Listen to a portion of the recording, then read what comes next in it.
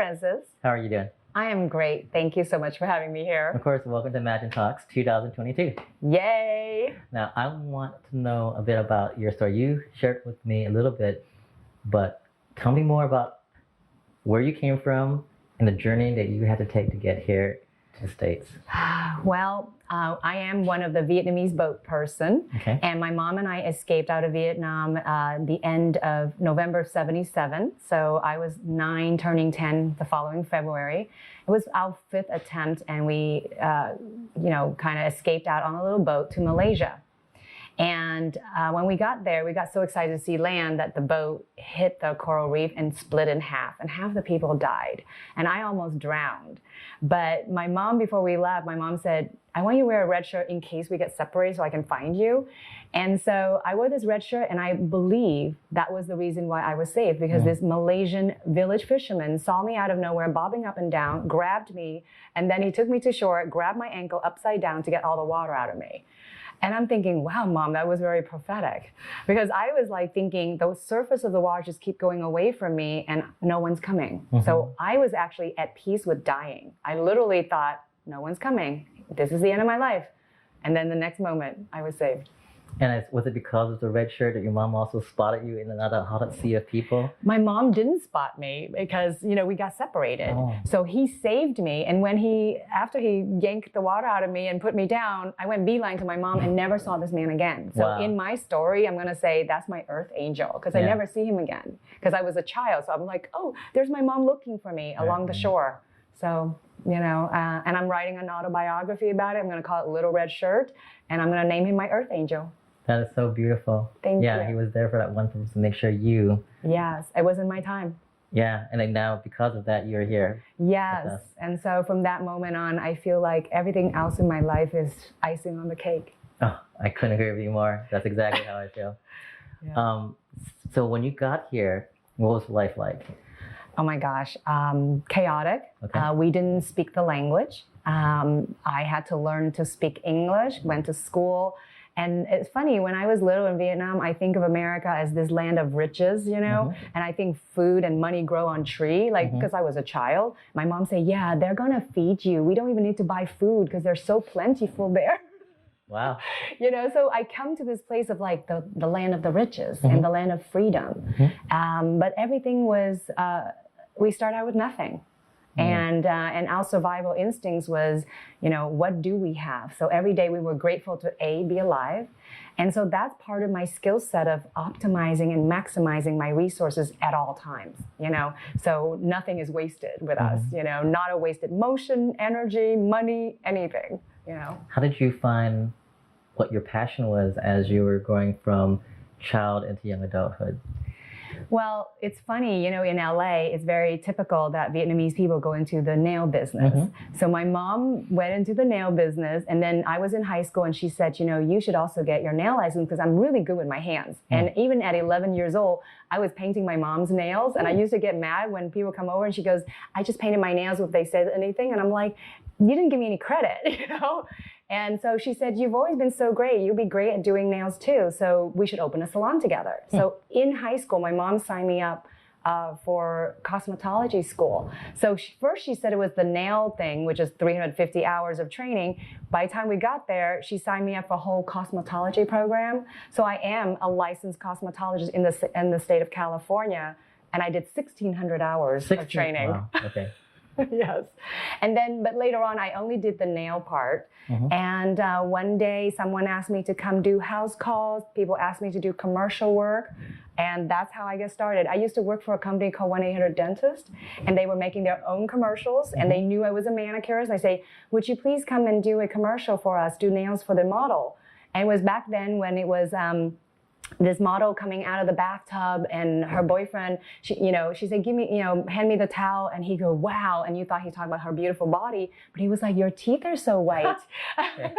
But they say the hands and the toes are going to be shown. So they wanted me to clean it up, So that's my beginning. That was my first work as a manicurist in a commercial. That is so cool. Yeah. So And then one thing leads to another.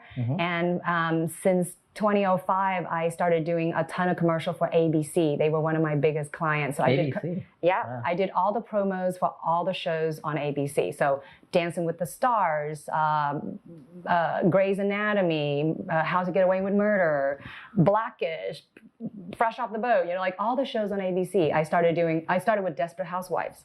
You did the nails? The nails for the commercials of those shows. That is so It's a niche, cool. right? Yeah. What is it like working behind the scenes with all that production and those stars? Like, what's that world like behind the curtain there? It's an interesting world. You know, you have to learn the hierarchy, the director, the first AD. Yeah, you learn where everybody play a certain role, and you learn to stay out of the way, but be at the ready. So you learn in Hollywood, we say, you know, hurry up and wait. So you have to be at the ready, and you could be there. They say you come at 7 a.m. You might not do anything until 11 a.m. You know. But that's what it is, you know, and I love it. I'm so good with flowing with it, and I learned to bring my own laptop or a book or, you know, and just be ready for whatever, you know, and that's why they pay me the big bucks. The big bucks. What's one of the that you can share? What's one of the funniest or most interesting stories that you personally experienced behind the camera doing that kind of service? Behind the camera, there's so many stories. I don't know where to begin.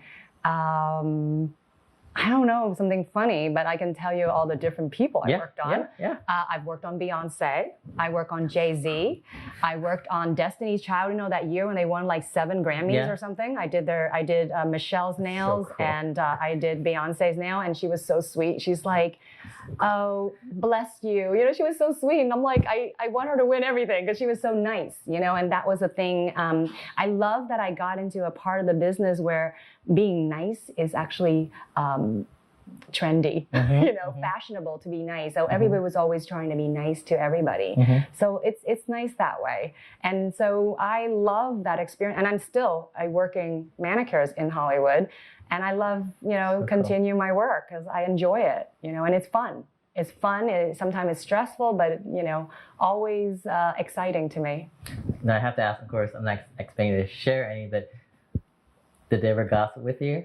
Like, you know how hairstylists will gossip with their... Yes. Yeah. They do. They hold hands. But I have to tell you, people ask me who's the most famous person you ever worked. And actually, not quite a celebrity, but I gave President Clinton his first pedicure. That is... His pedicure? Yes. And I was booked to do Hillary Clinton and Chelsea. They were all in town for a family wedding. And my client, the Saban Power Rangers, they were best friends with the Clintons. And they asked me to come take care of them. So I did. And then while I was there, Hillary said, you know, do you mind, you know, just like clip my husband's toenails, you know, because he needs, you know, a little touch up. And I was like, sure. So I was doing his nails, and then, you know, they were sitting outside looking into the Pacific Ocean, and she said, isn't this a great life? And he goes, yeah. And she goes, oh my gosh, your toes look so great. He goes, yeah, it looks like she did plastic surgery on my toes. I don't recognize them. And he goes, I thought it was going to be a quick thing. I go, no, sir, you need a whole pedicure. And the whole time I'm thinking, he's so charming. I can see why people like him, you know, because they talk to you like you're the only person in the room. Right. Yeah. Oh my gosh. Yeah. You have such a just beautiful, awesome life here. Yeah. And I know you formed a special relationship with like some of them, especially one, Fran, right? Fran is like my big sister.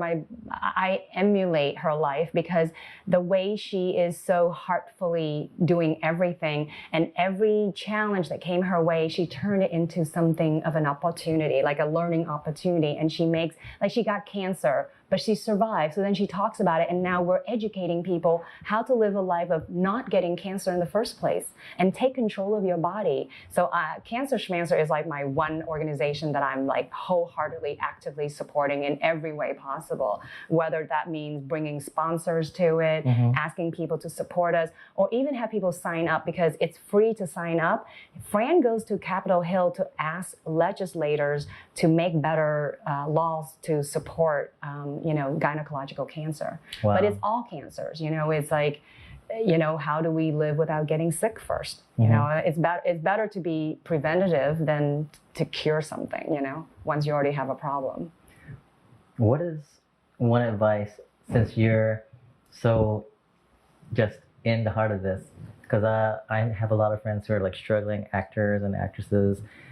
What is one consistent thing you've seen that's fed into the success of all the big stars you've seen? Like, what is one thing you would say, if you want to make it big in this industry, this is my advice to you from everyone I've been working with?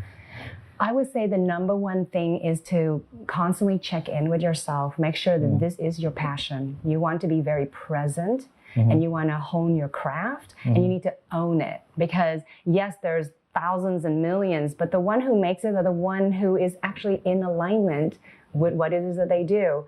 And the other part of that is to be flexible and to trust. Trust the process. Rule number one, never give up. Rule number two, go back to rule number one. That's all true. So the more accessible and flexible you are, you're going to be successful in any industry, especially in this industry, because you never know what they're looking for. When you go on audition, it's not because you're not a good actor or not because you're not handsome enough. It's just they're looking for a certain look. So you be you. So, be more you as much as possible. Like, be your best craft. What do you want the world to know about you? How are you showing up? So to me, presence is everything. What advice would you give them as they get, and I've seen them too, that never give up? What would you tell them to like reach inside themselves, to keep themselves going forward and not let disappointment bring them down? What would be advice that you would give them to just, Well, I think it's really important to be balanced in your life. Okay. So first is to be present and make sure that every single day you have fun, right? Yeah. And we're all, especially nowadays, I feel like we're not one thing. We're so multifaceted, on everything that we're involved in. So continue to do all the things you love. Do what makes your heart sing. So yes, as let's say you want to be an actor and you want to break into the industry, do everything you can, set yourself up for success for that. And at the same time, don't forget to live the rest of your life. There are certain things I think you sacrifice sometimes, and that's okay. But as long as you're in alignment, you say, okay, I'm happy, I'm making these choices. Never live with resentment or regret. Like that brings you down, and then it brings your whole energy and vibration down, and you don't want that. You want to always show up at every audition as if this is the biggest break you're gonna get. I love that. Like, live every day as your life. Every day, and give it your all, because why hold back? Yeah. What do you have to lose? You don't know what they're looking for, so you might as well just be you and just show up and just be like loud about it. I love that. And I know that you also live by that philosophy that you're preaching here, because you're creating your own business now too, your own business model of helping other businesses, right? Tell us about what your new project is and how it's going to impact other businesses. Yeah, so my dear friend Rebecca Kalus, she has founded this new organization called Business Done Better. And I'm second in command because we're friends and we have the same vision of helping humanity. So we wanted to tell people in the business world, if you're going to be an entrepreneur, if you're going to have a business, you have a thought of having your own business, or you've been in business for a long time, it doesn't matter. We are here to help you in every way that you need to make you successful. And also, the way to do it is to put integrity and humanity at the same level as profits. You don't want to sacrifice that, because it's time now to change that paradigm of dog-eat-dog world. We're here in this together. So it's the community that is going to help you be successful. So let's help each other be successful. Why do you think that's a problem, that businesses lose track or lose sight of the importance of integrity and humanity up there with profit? I think, it's no judgment. We have, challenges that come up, and sometimes maybe we're stressed about this and that. And so sometimes we cut corners. I think we've all been there, and it's all a learning process. Nobody's perfect. Nobody was born perfectly knowing exactly what to do. And even if you did, there's also everything else in balance. So I think that, as long as you remember that you are here to be of service, and what can you provide? Because I'm always asking myself, what is my clients, what is it that they're getting from me that they're not getting from anyone else? Because that's why they work with you. And also building relationships is all part of business too. Sometimes people buy from you because they like you. You Yeah. know, there's a million people selling the same thing, but they chose you because they feel they can trust you, they like you, they have a rapport. So that's why building relationships and networking is so important, because you want to be around like-minded people and you want to support one another. Again, it's all about helping each other. Together we rise kind of a feeling, you know? I love that. Yeah. So what are some of the things that you plan on doing with the new business to inspire other businesses? Like, is it lessons? Is it talks at events? We definitely want to find ways for us all to connect. So, you know, it's really hard during the pandemic. We all isolate, but isolation doesn't mean disconnection. So we want to connect in any way possible. So we'll be creating events that are safe to get to gather, obviously. We do our signature event is a speed networking event when we all get together and get to know each other. And then, you know, we also have courses to help people. And every month we're going to put out workshops for people, and then we're going to have a main major event where it's global, so people can tune in virtually. And then each chapter, because it's a chapter based, I'm going to be running the Santa Monica chapter, and each chapter will follow up with the theme and do our own little workshop so that we can help all of our business owners get you know, sharpen their skills. And then once a quarter, I'm going to start doing like community give back. We want to start teaching people to give back for the sake of giving back. But what they don't realize is when you're giving back, let's say you're cleaning up beaches or feeding the homeless, you get to meet the community. And isn't that how you want your business to grow and you want your business visibility to get out to the community? Oh my gosh, did you know Frances? Did you know Chantalynn? You know, she does coaching and she's helping all these people. Like, that's how they get to know you. And it's organic. You know, it's not, it's so easy to get in front of your community and say, hey, this is what I'm doing. I'm here to be of service. So if you need anything, please let me know. You know, it makes it easy for people. It's just an organic. So that's the whole idea, is that we're going to give courses, trainings, and workshops, and also events to connect us. And I like to see how, I mean, that makes so much sense, because one of the biggest challenges I see is you have to try to inspire the business mindset that it's not just purely transactional. What's in it for me? Right. Right. And right. How, what is the biggest challenge you think that's going to be to get them out of that mindset? What's in it for me?